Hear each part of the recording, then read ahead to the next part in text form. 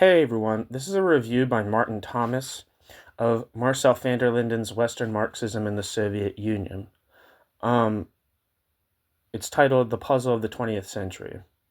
The reason I'm reading this is because I'm doing a master's thesis on early Trotskyist commentary on the Soviet Union. Um, and I'm trying to get one of the big reference points for that book is Marcel van der Linden's Western Marxism.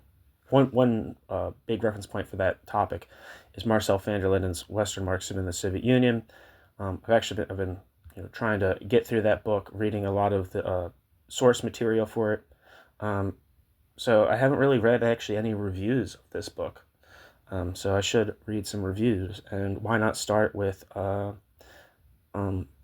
review from someone in the Alliance for Workers' Liberty. They generally come from a bureaucratic collectivist perspective. That's generally because they're kind of like come out of, at least like theoretically, come out of Shachtmanist Trotskyism. But Martin Thomas, I believe, from other things that I've read by him, adheres to a state capitalist thesis of the USSR within the Alliance for Workers' Liberty. So he has a state capitalist theory, but he also believes in the third camp. So here we go. For anyone who denies that capitalism is the end of history, Stalinism is the great theoretical puzzle of the 20th century. As Marcel van der Linden notes in his heroically erudite study, the English edition is revised and expanded from earlier Dutch and German versions.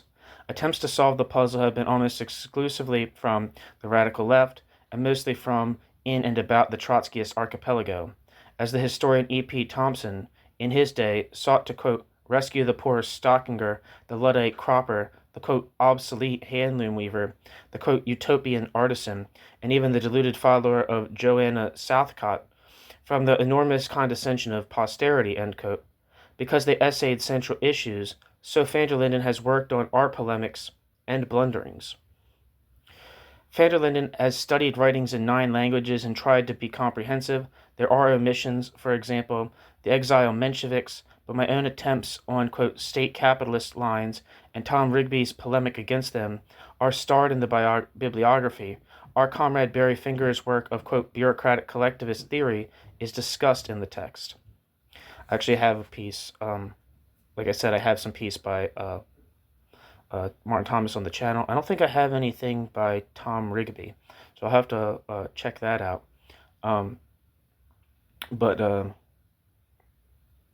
Yeah, and I think he does touch on some exiled Mensheviks in the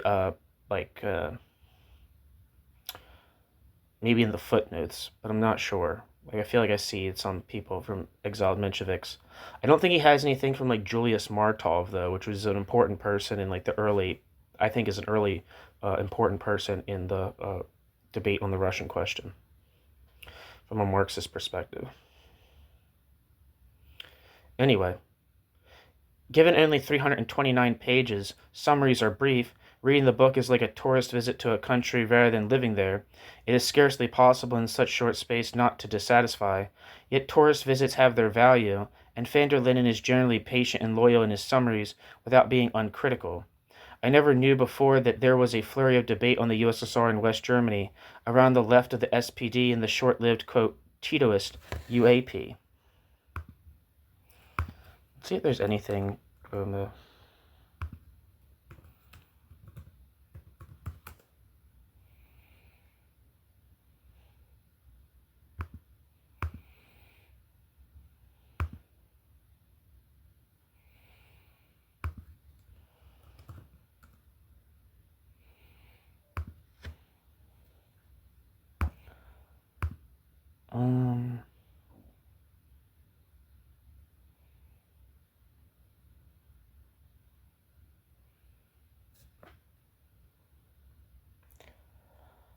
Just trying to see if there's anything for it. I'm not seeing anything for like Titoism in Germany in terms of like something I can read a summary of, so excuse me. I did not know about the work of I never knew before that there was a flurry of debate on the USSR and West Germany around the left of the SPD and the short-lived, quote, Titoist UAP in the early 1950s, the participants all rejected the, quote, degenerated workers' state and, quote, state capitalist formulas, and reckoned the USSR to be a new non-capitalist formation, though all eschewed the usual term, quote, bureaucratic collectivism. The contributors included Paul Frulich, well known for his biography of Rosa Luxemburg, who argued, unusually for the early 50s, that the regime would drift to stifled stagnation and downfall. I didn't know about the work of Josef Gutmann, a former Czech Communist Party leader expelled in 1933 for Trotskyism, who as early as 1944 produced a, quote, new formation, end quote, theory, which predicted that Stalinistic planning would become increasingly ineffectual. Over the decades, however, as van der Linden shows, most contributions were framed by, quote, stylized facts, end quote, of their time, which later seemed at best partial.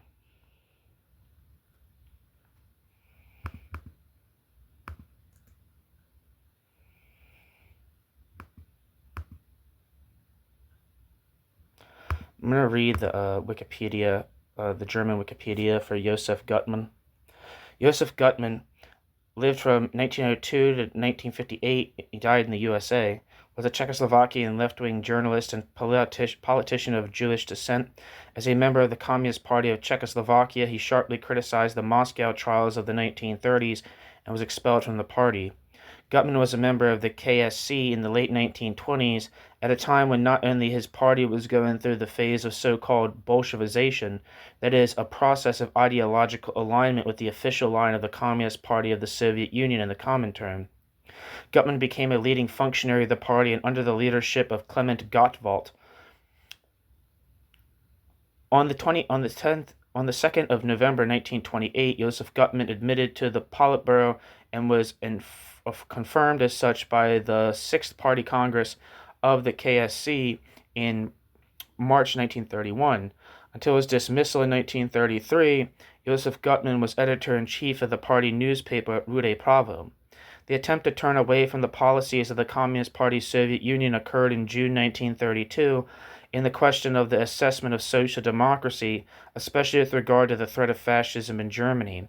The KSC was guided by the policy of the so-called United Front, while the Executive Committee of the Communist International had been advocating the social fascism thesis since July 1929.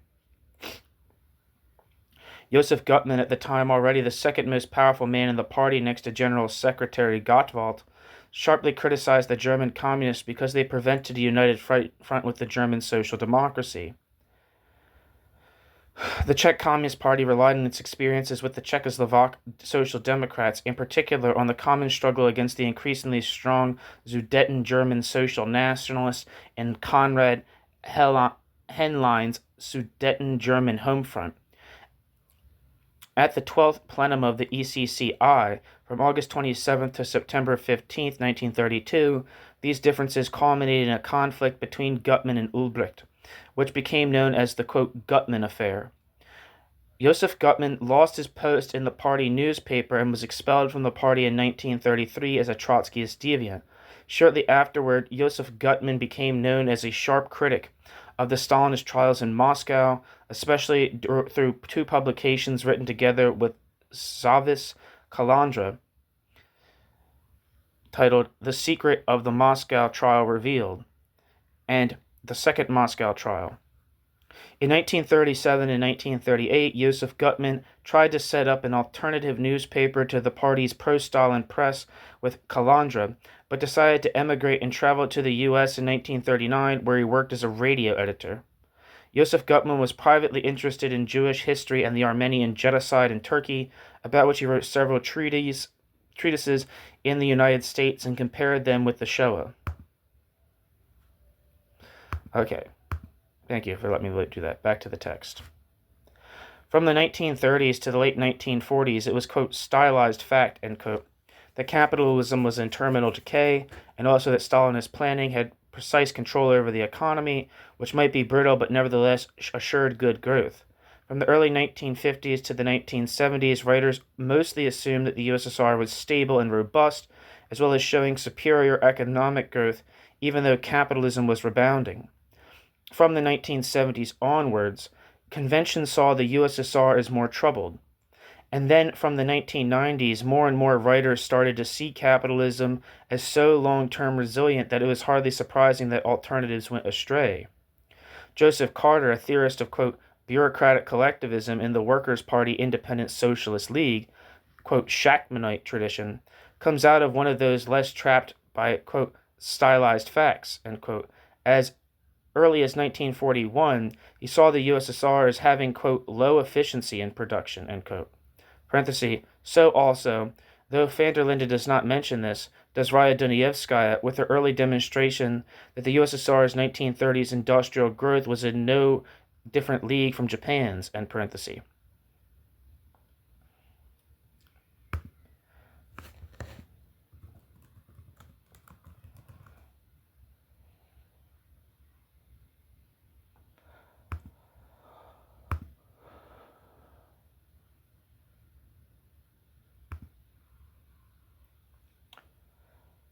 Given the harassed conditions of the movement which produced them, many of the contributors of van der Linden's surveys were one-off articles, pamphlets, or books which at best became the, quote, special theory of some small and even ephemeral group, at worst vanished without comment. There have been, I think, 5 strands of thinking which gained mass and continuity, so they were checked and refined in response to events by a number of writers over time. 1. The, quote, degenerated worker state formula of, quote, orthodox Trotskyism. 2. Tony Cliff's version of, quote, state capitalism. 3. Raya Dunayevskaya's version of state capitalism. The French Regulation School's version of state capitalism. And the Workers' Party Independent Socialist League's versions of, quote, bureaucratic collectivism. Maybe the, quote, Bordigist version of seeing the USSR as capitalist could count as a 6th. I don't know enough to say. The numerous essays based on Karl Wittfogel's work have probably been too scattered to count as a 7th. Van der Linden highlights the first 2 strands.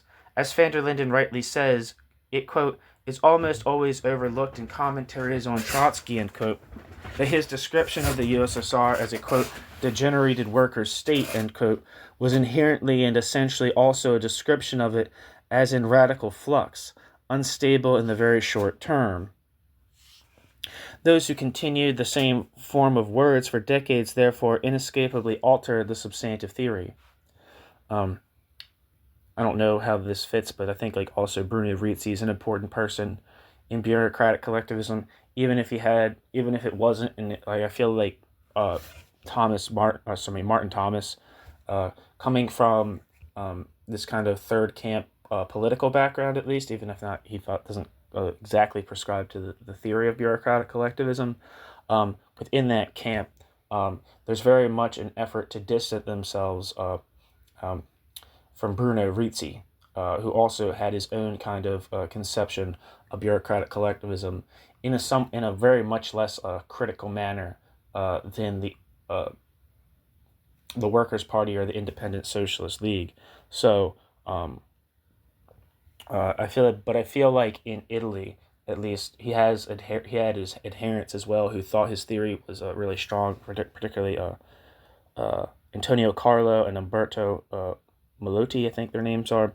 Like he definitely had an influence on left critiques of the USSR and other countries where bureaucratic collectivism wasn't like the bureaucratic collectivist thesis wasn't like the exclusive property of the Workers' Party Independent Socialist League types like Shachtman, Joseph Carter, Hal Draper, Julius Jacobson, Phyllis Jacobson.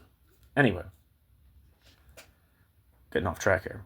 So writes van der Linden, quote, the concept of the, quote, degenerated worker state was increasingly abandoned in favor of the term, quote, transitional society as a specific self-perpetuating type of society, end quote. Van der Linden tells us that Roman Rozdalski, the intellectual eminence grise of, quote, orthodox Trotskyism, had rejected the, quote, degenerate worker state formula in favor of describing the bureaucracy as at least becoming a class as early as the 1950s. He could have added that other leading writers of that tradition, such as Michel Pablo, who was like the head of like the Fourth International, Michel Lequesne, and Daniel Ben Said, would conclude that the bureaucracy became a class. Under the words, quote, degenerated workers' state, end quote, the substantive content often mutated into a, quote, self-perpetuating type of society, end quote. In fact, a sort of progressive bureaucratic collectivism. Van der Linden also shows the mutations within the current around Cliff's Socialist Workers' Party and its offshoots, which claim to be continuing Tony Cliff's 1948 version of, quote, state capitalism. Cliff described USSR state capitalism as the most advanced capitalism, quote, only just short, end quote, of a worker state, as it were, with capacities for growth without crisis exceeding those of other capitalism. Parenthesis, Sean McGomna has shown that on many questions such as China-Taiwan in the 1950s, Cliff's politics were correspondingly pretty much, quote, orthodox Trotskyist, end quote, in parenthesis. Cliff's comrades successively, quote, de-emphasized this aspect of their theory without, however, offering any explicit defense of the revision, end quote. Cliff. So I don't know if that was, quote, sorry, that wasn't Cliff, sorry. Cliff's comrades successively, quote, de-emphasized this aspect of the theory without, however, offering any explicit defense of the revision, end quote. I guess that's Montgomna that quote's from. Still, right up to 1981 to 91, they, quote, could hardly conceive of, end quote, and dismissed as unlikely, quote, a collapse of state capitalism, end quote. Cliff, unlike almost all other, quote, state capitalist theorists, the exception, I think, is Paul Maddock, and unlike many, quote, new formation theorists, too, argued that there was no real, even deformed, salient purchase of labor power in the USSR, and thus no wage labor. In the 1970s and 1980s, Duncan Hollis and Alexander Kalinikos disputed that. For Cliff, what made the USSR, quote, capitalist, despite its exemption from the usual capitalist limits on growth without crisis, and despite the absence of wage labor, was military competition with the USA, but the description as, quote, capitalist, was kept on when, from the 1970s, Cliff's comrades quietly dropped the thesis of a general, quote, permanent arms economy, end quote. Van der Linden does not give the same attention to the other 3 or 4 strands, and in particular not to the, quote, bureaucratic collectivist ideas of Shachtman, Carter, and Draper. There's no actual, and I don't know what Draper wrote, so maybe it doesn't exist, but I know within the bibliography of Marcel van der Linden's Western Marxism in the Soviet Union, Draper's only has like 1 or 2 references, I believe. One about Bruno Rizzi, which is kind of like a secondary source, and it's not particularly about the Soviet Union proper. I don't know if that work exists for Draper. Obviously, he's a third campus and anti-Stalinist, but I don't know if he, like, in terms of like a theoretical kind of depiction of the nature of the Soviet Union. I don't know if Draper wrote something like that, but if he did, it's not. I don't believe it's present in the bibliography of Western Marxism in the Soviet Union. Van der Linden summarizes Shachtman's and Carter's first contributions in 1940 to 41, does not report on the melding of their ideas in later years, and neglects Draper's attempts still later to fill out the theory. He also gets the genesis of that current conventionally garbled. Van der Linden rightly rejects the, quote, usual view, which describes the late 1930s crank Bruno Rizzi as the first theorist of the USSR as a new formation, but still gives Rizzi too much space. Rizzi became known only because in 1939, Trotsky lighted upon a book of his as a chopping block for Trotsky's own argument.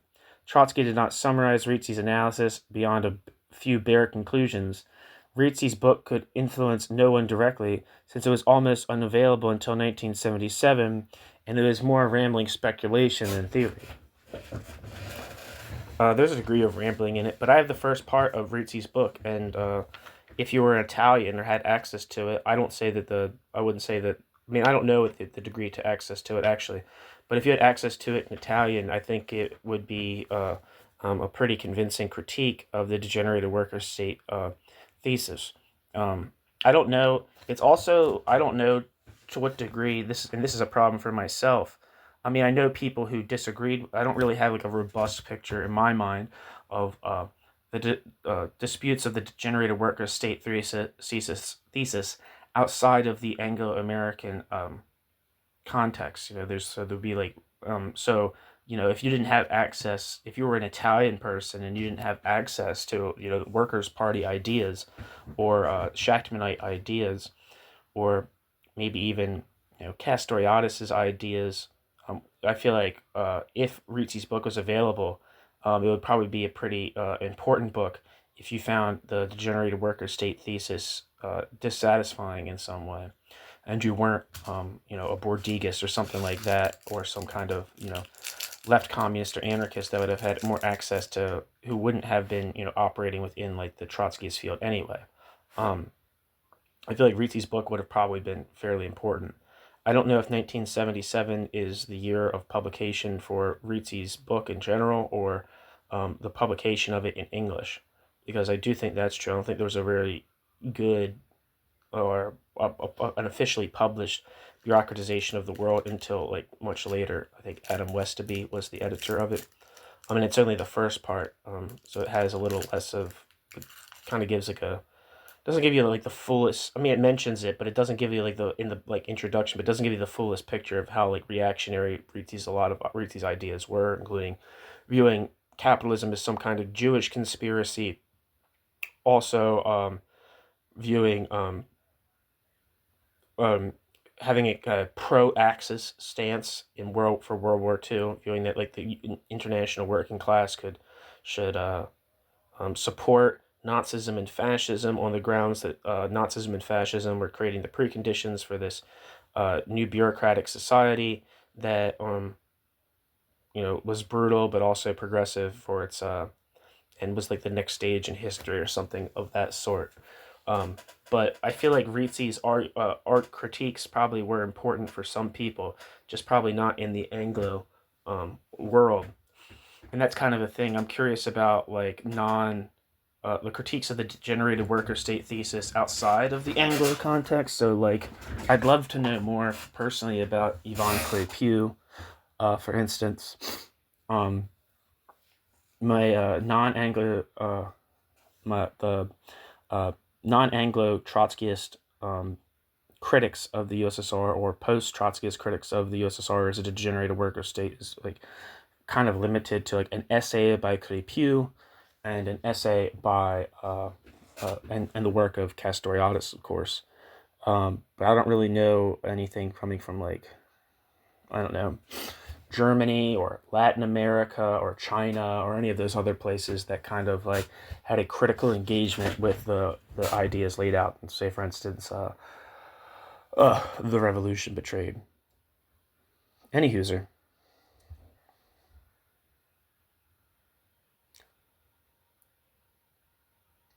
However, van der Linden repeats the conventional view that bracket James and bracket, quote, Burnham supply the theoretical rationale, end quote, for the political positions on the USSR's 1939 invasion of Poland and Finland of the U.S. Trotskyist minority, which became the Workers' Party Independent Socialist League, and that, quote, Trotsky, ... pointed to the similarity of Burnham's ideas and those of Bruno R., end quote, van der Linden. It required no special new theory to condemn the invasion, parenthesis, quote, the quote, Orthodox majority condemned them too, only with contorted reservations, in parenthesis. I'm not sure, but I think some of the people that went to the Workers' Party, I don't know, never mind, I was going to make a dumb statement. It required no special new theory to condemn the invasions. The, quote, Orthodox majority condemned them too, only with contorted reservations. Burnham's view at that time was that the USSR was not a radically new formation, but a halfway house to the restoration of ordinary capitalism. He moved to a view which had some parallels with Rizzi's only after explicitly breaking with Marxism. In 1940, van der Linden concludes, quote, that Soviet society can hardly be explained in orthodox Marxian terms at all, end quote.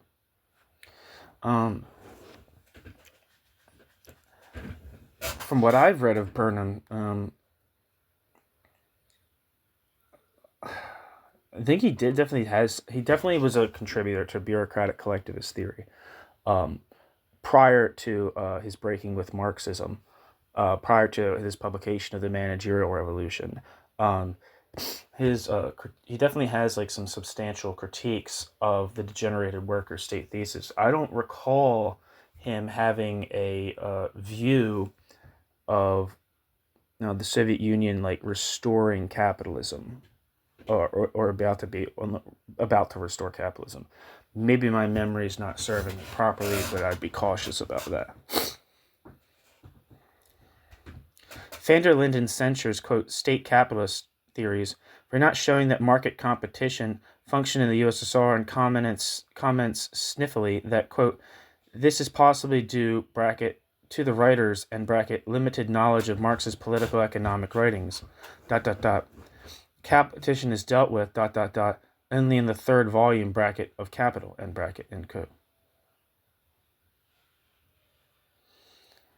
End quote.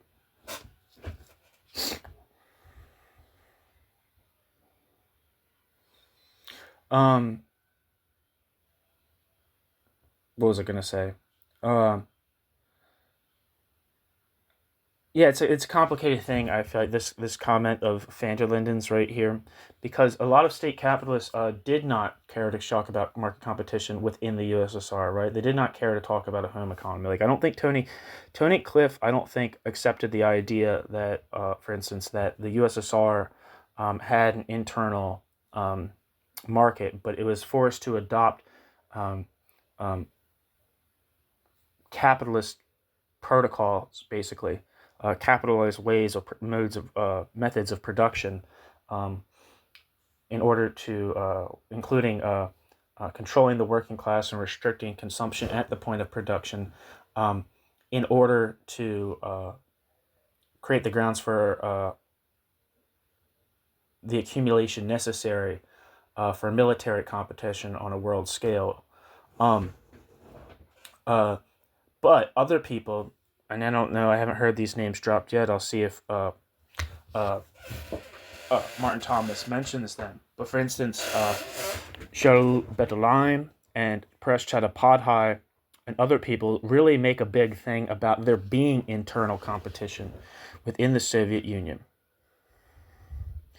And like that, there is competition between productive units. Uh, and I think maybe Bordiga also has something like that, but I'm not sure. Like Martin Thomas said earlier, this is true of me as well. I don't have enough knowledge of Bordiga's positions on the USSR to rightly say.